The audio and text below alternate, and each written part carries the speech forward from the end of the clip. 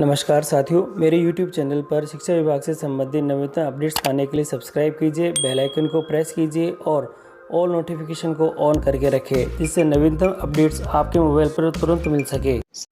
साथियों, शिविरा पंचांग वर्ष 2021-22 अवधि 1 अक्टूबर 2021 से 30 जून 2021 का कार्यालय निदेशक माध्यमिक शिक्षा राजस्थान बीकानेर के द्वारा जारी हो चुका है और शिविरा पंचांग के पत्र के साथ संलग्न कर बताया गया है कि पंचांग के अनुरूपी क्षेत्राधिकार में विद्यालय संचालन, विभागीय कार्यकलापों, कार्यक्रमों और गतिविधियों का आयोजन क्रियान्वयन कराना सुनिश्चित किया जाएगा। अब मैं आपको इसके बारे में दिखा देता हूँ। ये शिविरा पंचांग है, सत्र 2021-22 के हेतु है। जो सामान्य निर्देश है साथियों, कोविड-19 की पालना करते हुए है और इसमें दे रखा है शिक्षण सत्र 2021-22 दिनांक 7 जून 2021 से प्रारंभ है। शीतकालीन अवकाश 25 दिसंबर 2021 से 31 दिसंबर 2021 तक रहेगा। विद्यार्थियों हेतु ग्रीष्मावकाश 17 मई 2022 से 30 जून 2022 तक रहेगा। वार्षिक परीक्षा बोर्ड परीक्षा में अंतिम परीक्षा होने के उपरांत विद्यार्थियों को आगामी कक्षा में अस्थायी रूप से प्रवेश दे दिया जाएगा। आगामी सत्र 2022-23 हेतु दिनांक 24 जून से 30 जून 2022 की अवधि में प्रवेशोत्सव के द्वितीय चरण का आयोजन होगा। इस अवधि में संस्था प्रधान एवं शिक्षकगण हाउस होल्ड सर्वे के आधार पर अब तक प्रवेश से वंचित हार्डकोर समूह के बच्चों का प्रवेश विद्यालय आंगनवाड़ी में करवाए जाने हेतु विशिष्ट कार्य योजना के तहत नामांकन वृद्धि अभियान संचालित करेंगे। संस्था प्रधान द्वारा समस्त स्टाफ से नवीन समय विभाग चक्र के अनुरूप संपूर्ण शिक्षण सत्र के लिए कक्षा शिक्षण हेतु विषय योजना का निर्माण करवाया जाएगा। और इसी के साथ ही यहाँ बता रखा है, उक्त अवधि में विद्यार्थियों को टीसी, नव प्रवेशी विद्यार्थियों का ऐसा रजिस्टर में पंजीयन, संबंधित कार्यों का समुचित निष्पादन किया जाएगा।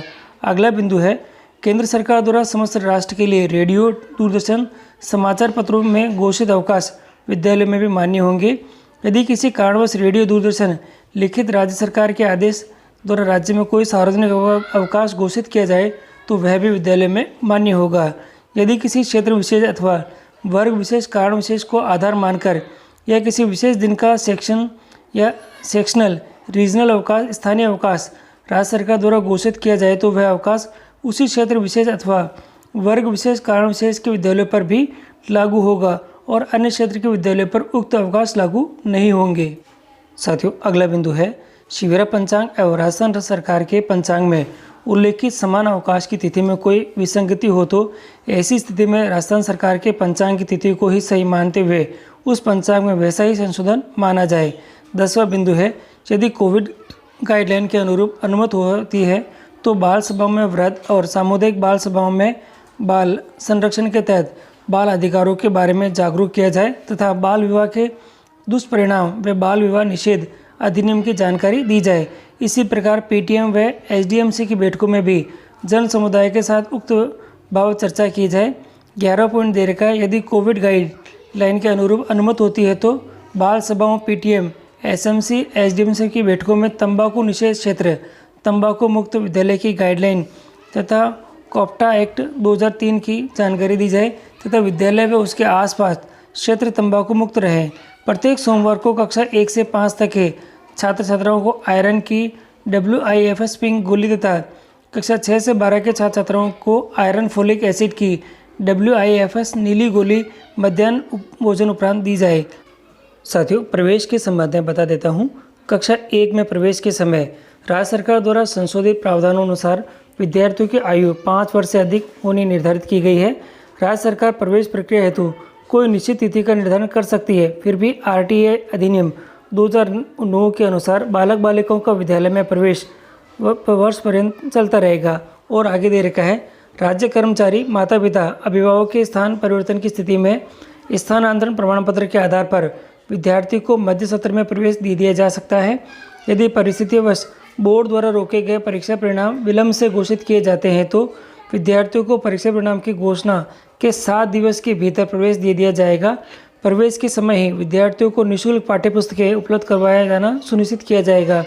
हाउस होल्ड सर्वे में आउट ऑफ स्कूल्स OOSC के अंतर्गत के रूप में चिन्हित बालक बालिकाओं की मेन स्ट्रीम हेतु अनामांकित बालक बालिकाओं के माता पिता अभिभावकों से संपर्क कर उनका आयु अनुरूप कक्षा में प्रवेश कराना है, उनके विशेष प्रशिक्षण की आवश्यकता का आकलन करना है एवं आवश्यकता अनुसार संगठित पाठ्यक्रम के माध्यम से विशेष प्रशिक्षण की व्यवस्था करना सुनिश्चित करना है। छठा बिंदु दे रखा है, ड्रॉप आउट अनामांकित विशेष आवश्यकता वाले बालक बालिकाओं को उनके आयु के अनुरूप कक्षा में नामांकन पश्चात विद्यालय में अध्ययनरत विशेष आवश्यकता वाले बालक बालिकाओं का फंक्शनल असेसमेंट करवाया जाकर पात्र बच्चों को समग्र शिक्षा अभियान के अंतर्गत निःशुल्क अंग उपकरण उपलब्ध करवाए जाएंगे एवं होम बेस्ड एजुकेशन से जोड़े गए बच्चों को उनके आयु के अनुरूप कक्षा में प्रवेश दिया जाना सुनिश्चित किया जाएगा।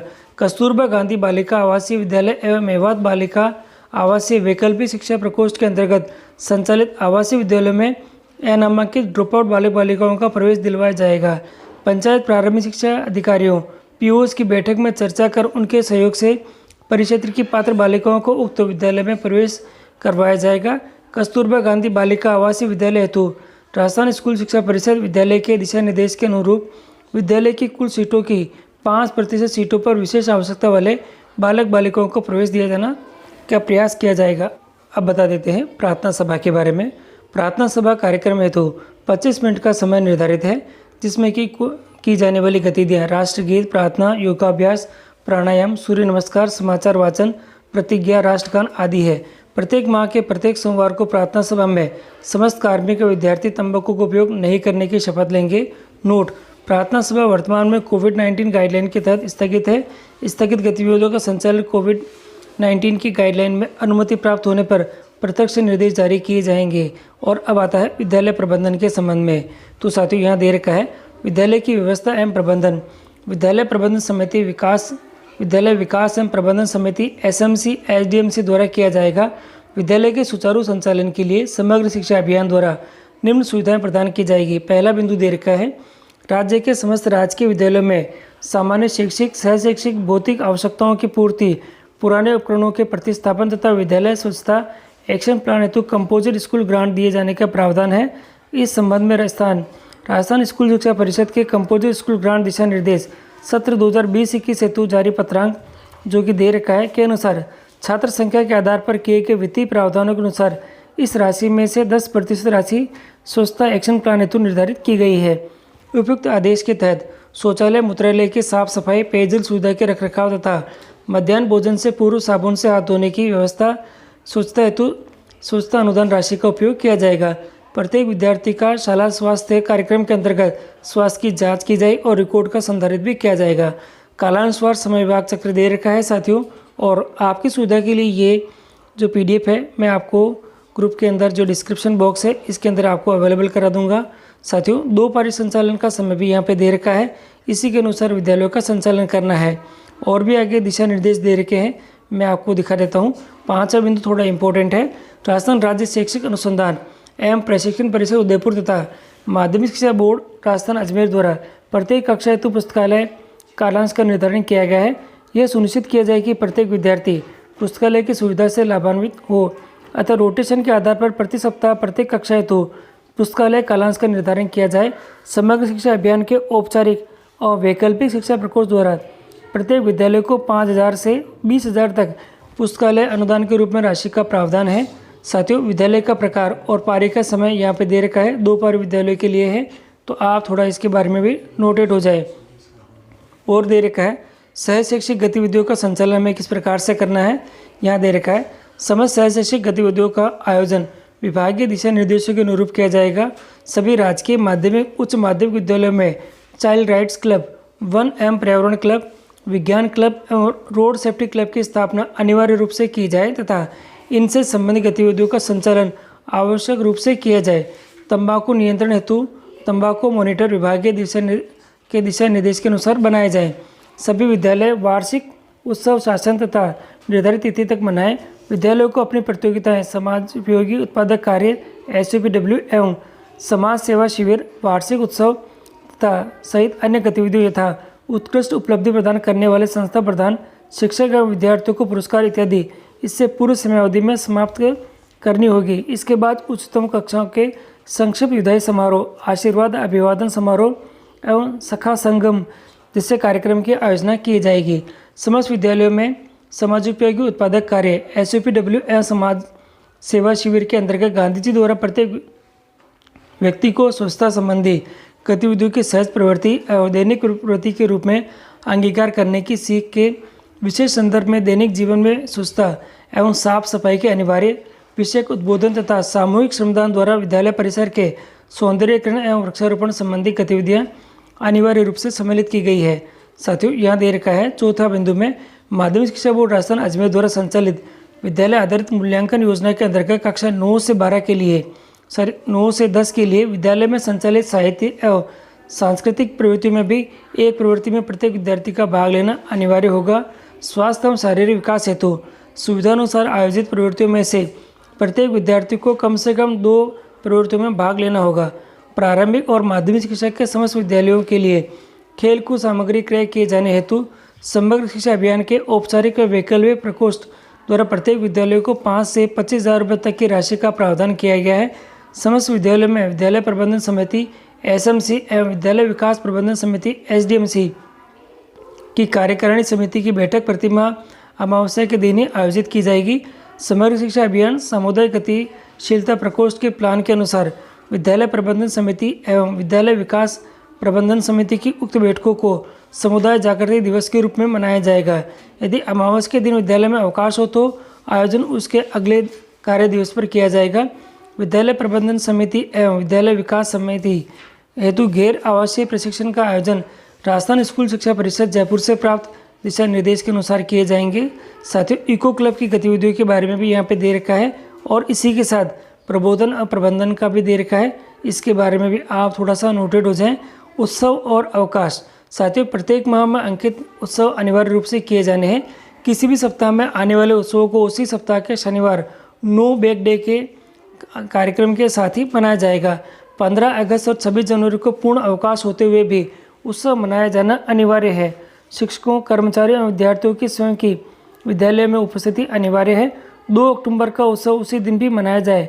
उस दिन विद्यार्थियों द्वारा महात्मा गांधी के जीवन पर आधारित नाटक, कविता, अभिनय तथा आदि गतिविधियों का आयोजन किया जाएगा। साथियों, इसी के साथ ही जिन विद्यालयों में प्रोजेक्टर की सुविधा अथवा बड़ी स्क्रीन उपलब्ध है वहाँ इस दौरान रिचर्ड एटनबरो की फिल्म गांधी एवं गांधी जी के जीवन तथा गांधी दर्शन से संबंधित डॉक्यूमेंट्री फिल्म, फीचर फिल्म तथा अन्य संदर्भ साहित्य से संबंधित दृश्य सामग्री का प्रदर्शन विद्यार्थियों द्वारा गांधी जी के जीवन दर्शन, चरित्र और मूल्यों से प्रेरणा ग्रहण करने के उद्देश्य से करवाए जाएंगे।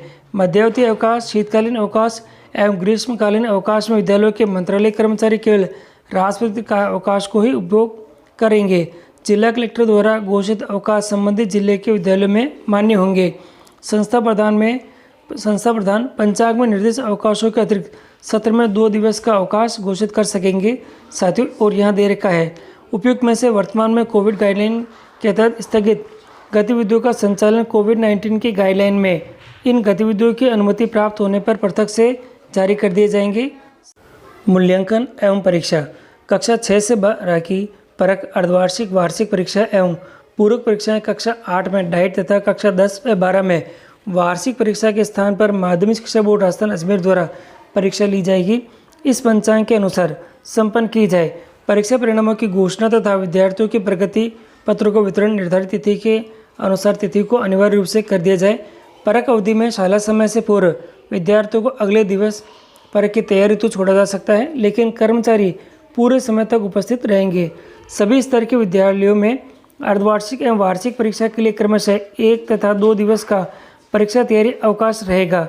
ये थोड़ा ध्यान रखिएगा। इन दिनों में विद्यालय खुलेंगे तथा अध्यापक एवं मंत्रालय कर्मचारी परीक्षा के अभिलेख व्यवस्था संबंधी कार्य पूर्ण करेंगे। चौथा बिंदु है माध्यमिक शिक्षा बोर्ड राजस्थान अजमेर द्वारा आयोजित कक्षा 10 व 12 की परीक्षा में प्रविष्ट होने वाले विद्यार्थियों हेतु परीक्षा पूर्व तैयारी हेतु शासन द्वारा निर्धारित अवकाश रहेगा और ये बच्चों को इसके बारे में बताना है। SIQ और CC संचालित विद्यालयों में सतत व व्यापक मूल्यांकन प्रक्रिया से मूल्यांकन करना है। विशेष आवश्यकता वाले बालकों के मूल्यांकन प्रक्रिया के बारे में दिशा निर्देश पूर्व में जारी हो चुके हैं। अन्य गतिविधियां जो RSCRT के द्वारा होती है वह है, और बस्ता मुक्त दिवस शनिवार के दिन जो आयोजित गतिविधियां हैं वह है प्रतिमा एक बाल सभा में गांधी जी द्वारा प्रतिपादित बुनियादी शिक्षा की अवधारणा का ज्ञान विद्यार्थियों को देते हुए पारंपरिक घरेलू कुटीर उद्योग का व्यवहारिक प्रदर्शन करवाए जाएंगे और इसके संबंध में गतिविधियां आयोजन की जाएगी। अब साथियों नीचे की तरफ मैं स्क्रॉल करके दिखा देता हूँ। हर एक माह का जो कैलेंडर है ये है, आप एक एक माह का कैलेंडर देख लें और उनके अनुसार आपको गतिविधियां करवानी है।